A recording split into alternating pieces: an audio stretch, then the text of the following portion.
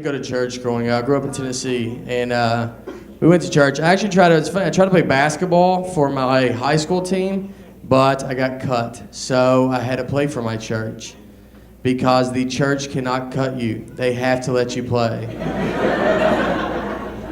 They could cut you. You'd be pretty bad if they're like, "Look, we think you're good, but Jesus does not think you're that good. He is our captain." So. Church ball was a lot different because we played half court, no three-point line. We played on carpet. That's your first sign. It's not going to count. And they didn't even give us a basketball. We didn't have a basketball. We would just stand there and play on honesty. You'd be like, "I just made it." It was like, "Oh, that's a good shot. You're really good." I stole it. I forgive you for stealing it. It was moral points. Counts later. Are y'all gonna go watch the Nathan's hot dog eating contest? Did everybody get their tickets for that? It's exciting. I think it's free anyway, but I remember the first time I saw the hot dog eating contest. The first time I saw it, you would see a lot of skinny people, and then they would show like a huge fat guy. So I was like, all right, obviously he's gonna win. He probably ate on the way here. But he does not win. Kobayashi or Joey Chestnut, two very in-shape guys. So that means fat people are not even good at what they're good at. Who would have thought? Huh? Who would have? I'm married, and that is whatever, but you do it. You know what marriage is like? Marriage is like, you ever go to a concert and you see a mosh pit, and you're like, you know what, I'm gonna go get in that mosh pit. But then once you get in it, you're like, I do not want to be in this mosh pit at all. I am going to leave and go get some beer. Then the mosh pit's like, hey, you drank last night. You're like, all right, mosh pit, why don't you get off my back?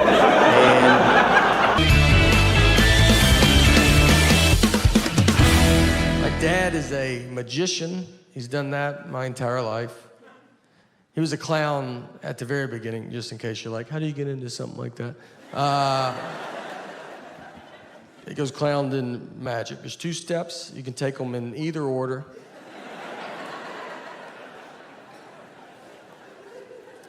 I was born, he was a clown. It was never weird to me. I thought everybody's dad was a clown.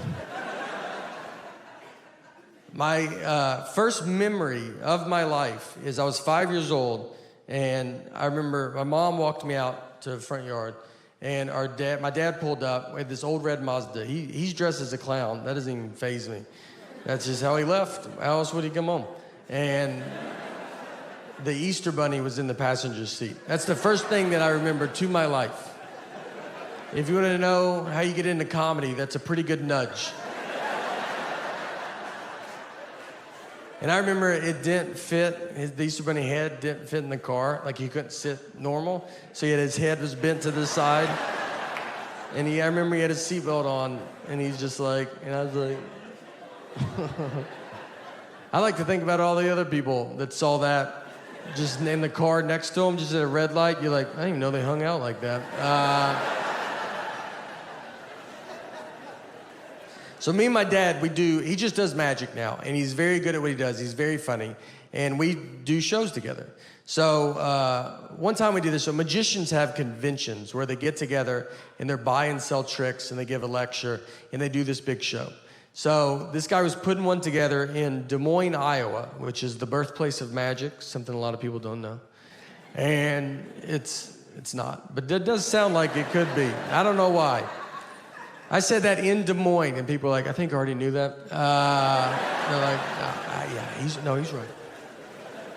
So this guy calls me, he's like, your dad's performing this year, so we want you to come down, and we're gonna make you appear out of a magic trick. I'm gonna come out, I'm gonna surprise my dad, surprise the audience, everybody will go crazy, and then I'll do 5 minutes of stand-up, and that will end the show. He's like, it's gonna be like a big deal. And I was like, all right, I agreed to it. I fly to Des Moines, I'm hiding, I'm in my room, no one knows I'm there. The show starts, my dad's out performing, I climb in a box backstage. When my dad gets done performing, they ask him to stay and help, they push the box out. The trick is, the guy is a very pretty lady assistant. She walks around, shows the box is empty, and then she climbs in. Normally it just falls apart, and then she disappears. But now it falls apart, and it's me, and I pop out. And you have to come out big. I don't know if you've ever appeared of a magic trick, but if you do, yeah, you can't just be like, how you doing? You know, like, it's gotta be a big grand, like, can you believe it? And I look at my dad, his face is so surprised, he had no idea. But his eyes are just like, why would you ever do this? And I was like, is this not a good time to visit you? The audience is clapping, but they're not going that crazy. Like, the clapping starts dying down. And as I'm standing there, it's like hitting me that I was like, I don't think they know who we are. That guy told me they did, and they don't. They don't know that's my dad. They don't know I'm a comedian. This looks like the stupidest trick they've ever seen. It doesn't make sense. Like, they're like, a pretty girl goes in, then just a whatever dude pops out. That's your trick? Your trick is backwards, sir. It's backwards. And now I gotta do comedy, but they don't know I'm a comedian, so I get a microphone. They're like, he's gonna talk to us now? How long is this trick? And when you do comedy in front of people not expecting comedy, it does not come off as comedy. It sounds like a mean speech. They were just like, get back in the box. Where's the girl? Is she fine? Can we hear from her? So I have a daughter, and my daughter's name is Harper. So a lot of people ask, they're like, oh, did you name her after Harper Lee, the author of To Kill a Mockingbird? And, you know, I've never thought about an author a day in my life. So that never occurred to me. I mean, my middle name's Lee, and just never crossed my mind. I love having a kid. I love when kids cry. It's just innocent. I love how innocent it is. They cry over a tag in their shirt. And I mean, they're bald. Just, they don't like, it feels weird. And then, I mean, if you walk, you like, is your house on fire? Like, I've never seen someone cry this much. It's over nothing. She's on her iPad a lot. You know, that's the hard part. You got to get these kids off. Or you don't want technology all the time. She just sits there on her iPad. She wants to be a YouTuber, which as a comedian makes me furious. She watches all these kid YouTube videos, and now she makes her own videos. It's just her sitting there going, hey guys, what's going on? Click the links below, subscribe, leave a comment. None of this is anywhere but my phone. I got 90 hours of this, not on YouTube. Me and her mom are the only subscribers. Our daughter still sleeps in our bed too, and parents don't like that when you say it. They're like, you gotta keep them outside, don't look at them. It's my fault. So we had a kid late in life. We have one kid. And so we're kind of hitting all the sites. And I would be, when I get home, travel a bunch and I get home, I'd want us to all sleep in the bed together. And I've kind of built up a habit now, and it's happening. So it's tough though, because kids don't know how to sleep. I mean, she makes king bed feel like a twin. I mean, I'm on the edge. When I sleep alone in a hotel, I have to sleep with my head on the nightstand. It's the only way I know how to go to bed. She gets sideways, upside down. If you woke up upside down tomorrow, you would go to the hospital. She's also apparently going through menopause because she's the hottest human being that's ever lived. I mean, I'm freezing at night. She just kicks all the covers off, and you're like, yeah, no, you go ahead. It's your bed. We're lucky to be in it. She's got to get out at some point, you know? I don't know. She'll be 37 years old. Hey, can I get in the bed with you guys? Her kids are upstairs asleep in their bed. Her husband left a while ago. He ain't gonna put up with that. Our daughter is in 3rd grade.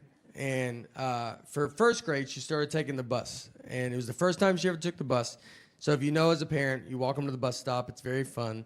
And so we got her on the bus. She went to school. At the end of the school day, someone from the school called my cell phone. They have my wife's cell phone. They have my cell phone. They called my cell phone, and she said, hey, do you know what bus number your daughter's supposed to be on? And I said, I'm her dad. As in, are you crazy? Like, I was like, this is how you thought you would get this information, was to call the dad? You saw a mom and dad's cell phone. You go, I bet the dad knows. I was like, do you have parents? Have you ever seen a family before? You thought, let's call the husband? Unless there's 2 husbands, you should never call a husband a day in your life. I would rather you ask a lady that doesn't know her. I think she could get to the bottom of it quicker than I can. I had to go get her. I go, all right, I'll come get her. Tell me the name of this school and I'll come get her. Where does she go? We're doing homework too. Our daughter's starting to bring it all home. Homework's fun. First and second grade was awesome. Third grade, you're like, okay. They throw some stuff in, you're like, oh, all right. All right. It's, okay. Learning it earlier than we used to, huh? I don't even know if that's true, but I have learned stuff from elementary homework, which is embarrassing. I'm 41, my daughter's 8. Nothing should ever come out of her mouth that I'm like, what? What was that? I learned when to use a or an in a sentence. I mean, I didn't know that there was a rule in play. I thought you felt it out, you know? You just go, that feels right, and that's what you do. I do the same thing with a comma. I never known where a comma's supposed to go. If I feel a comma's coming, I try to get out of that sentence so bad. I mean,